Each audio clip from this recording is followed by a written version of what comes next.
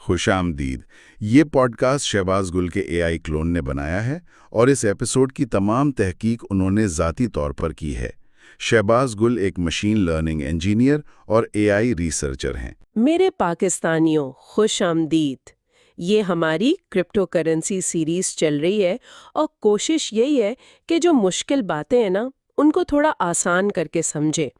آج ہم ذرا گہرائی میں جا رہے ہیں ان دو بنیادی اصولوں کے جو کرپٹو کرنسی کی قیمتوں کو اوپر نیچے کرتے ہیں.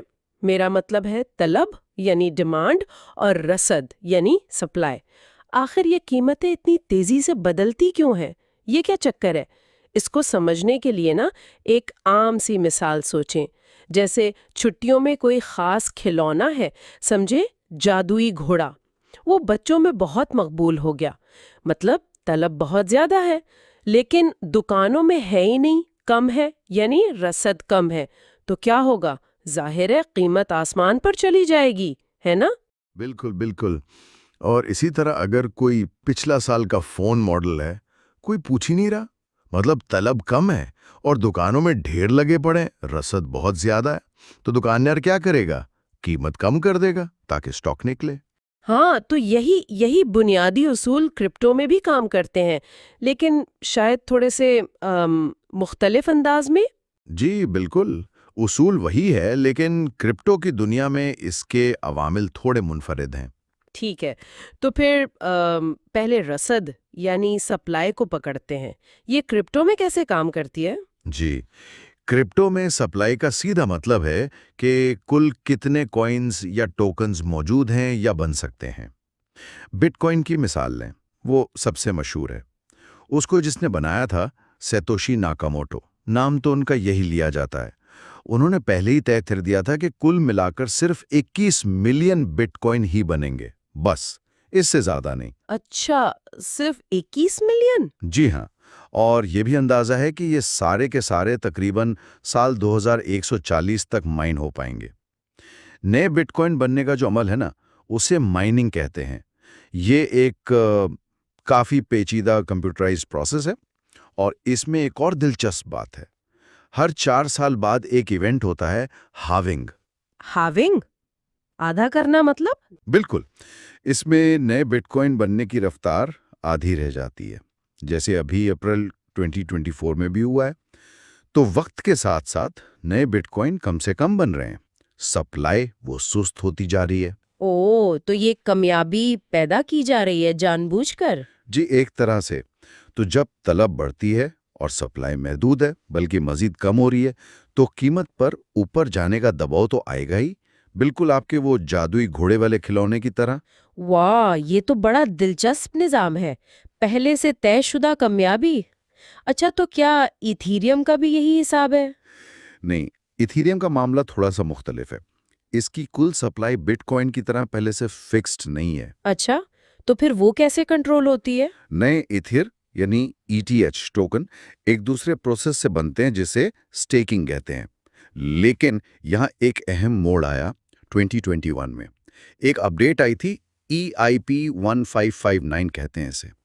اس نے ایک نیا سسٹم متعارف کرایا، برننگ کا. برننگ؟ جلانا؟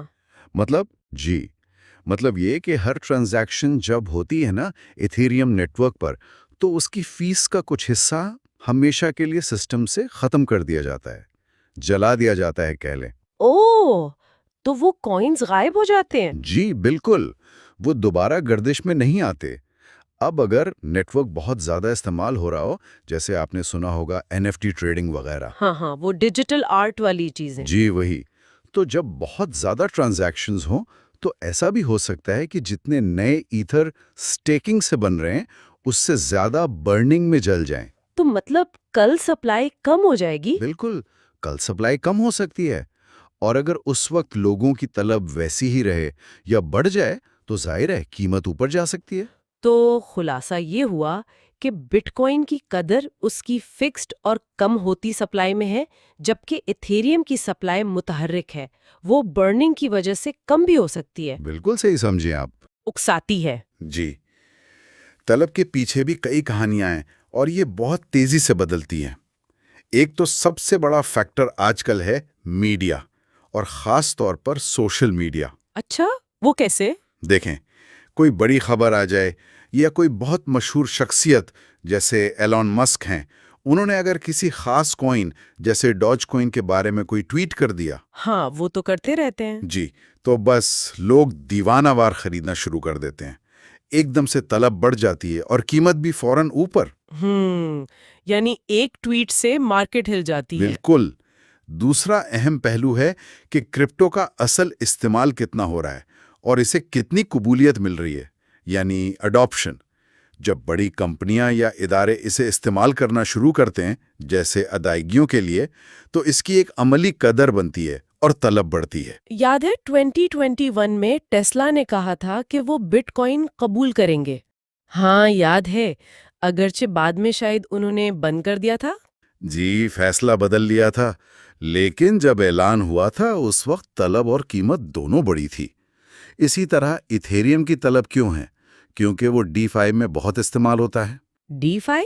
ये क्या है? DeFi यानी डिसेंट्रलाइज्ड फाइनेंस, मतलब बैंकों के बगैर मालियाती खिदमात का निज़ाम।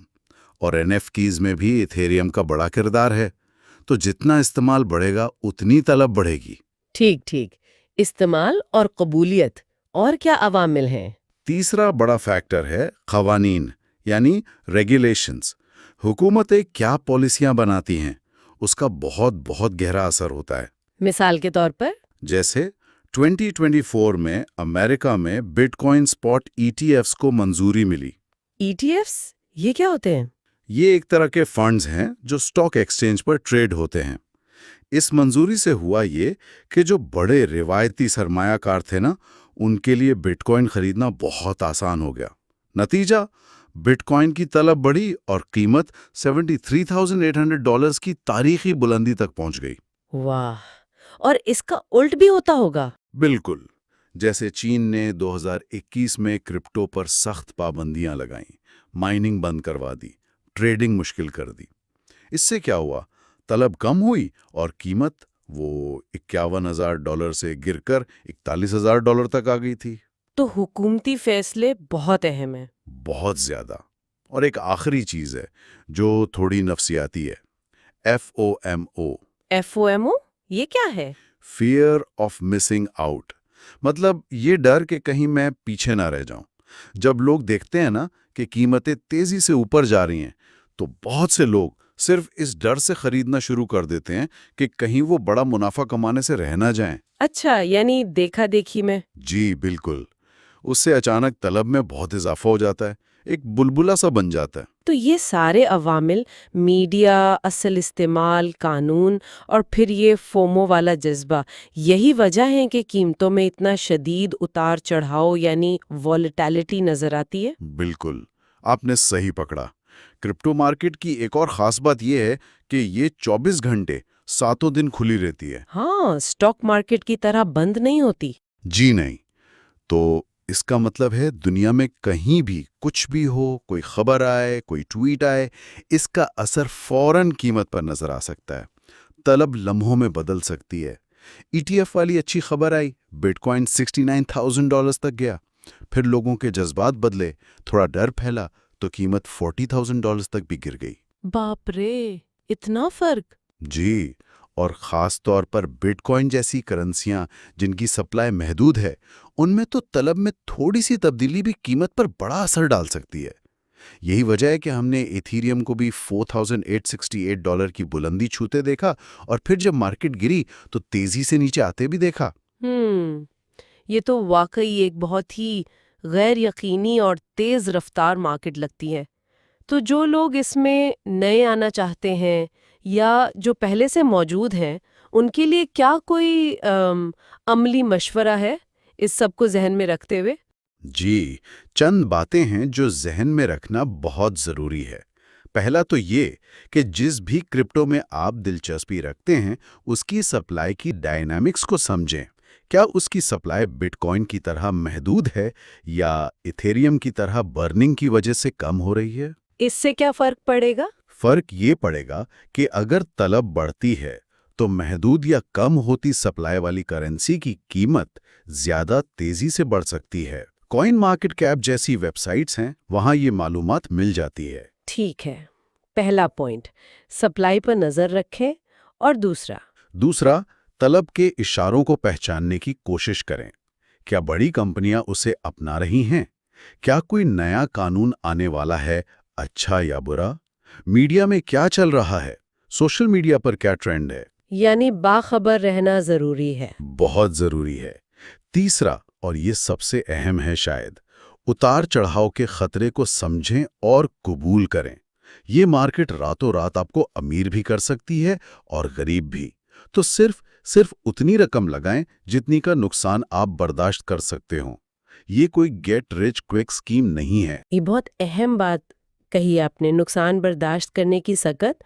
اور چوتھا ایک چیز ہوتی ہے مارکیٹ کیپ، یعنی کسی کرپٹو کرنسی کے تمام کوئنس کی کل ملا کر مارکیٹ ویلیو کتنی ہے۔ عموماً جن کرنسیوں کی مارکیٹ کیپ بہت زیادہ ہوتی ہے، جیسے بٹ کوئن، ایتھیریم، وہ نسبتاً کم اتار چڑھاؤ کا شکار ہوتی ہیں۔ نسبتاً کم مطلب ان میں بھی ہوتا ہے؟ جی بالکل، ان میں بھی کافی ہوتا ہے، لیکن جو بہت چھوٹی نئی کرنسیاں ہوتی ہیں نا، ان کے مقابلے میں کم ہوتا ہے۔ کوئن گیکو جیسی سائٹس پر یہ ڈیٹا بھی مل جاتا ہے۔ ٹھیک ہے، تو سپلائی دیکھیں، طلب کے اشارے دیکھیں، خطرہ سمجھیں، اور مارکیٹ کیپ پر بھی نظر رکھیں۔ جی، یہ کچھ بنیادی چیزیں ہیں جو فیصلہ کرنے میں مدد دے سکتی ہیں۔ زبردست۔ تو میرے پاکستانیوں، آج کی اس ساری گفتگو کا لب لباب کیا ہے؟ یہی کہ کرپٹو کی قیمتیں نا وہ طلب اور رسد کے ایک بڑے پیچیدہ اور تیز رفتار کھیل پر چلتی ہیں۔ بٹ کوئن کی جو طے شدہ کامیابی ہے، یا ایتھیریم کی جو برننگ سے کم ہوتی سپلائی ہے، یہ چیزیں قیمت کو اوپر لے جا سکتی ہیں۔ جی بالکل۔ اور دوسری طرف میڈیا کی خبریں، حکومتوں کے فیصلے، ٹیکنالوجی کا اصل استعمال، اور ہم سب سرمایہ کاروں کے جذبات اور ڈر، یہ سب مل کر طلب کو بدلتے رہتے ہیں۔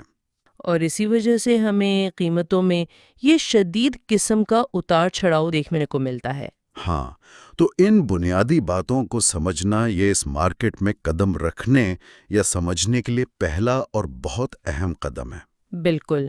اور میں ایک آخری بات، ایک سوال چھوڑ کر جانا چاہوں گا سوچنے کے لیے۔ جی ضرور۔ جب ہم دیکھتے ہیں کہ بیرونی عوامل، جیسے کسی ایک بندے کا ٹویٹ یا کسی ایک حکومت کا کوئی قانون، وہ طلب پر اور نتیجتاً قیمت پر اتنا گہرا اور فوری اثر ڈال سکتا ہے، تو پھر سوال یہ پیدا ہوتا ہے کہ ایک عام انفرادی سرمایہ کار کا اپنی کرپٹو سرمایہ کاری کے مستقبل پر اصل میں کتنا کنٹرول ہے؟ واقعی یہ ایک بہت گہرا سوال ہے، اس پر ضرور سوچنا چاہیے۔ اس نقطے پر آپ سب بھی غور کیجیے گا۔ اگلی بار ایک نئے موضوع کے ساتھ پھر حاضر ہوں گے۔ تب تک کے لیے اجازت دے۔ اللہ حافظ۔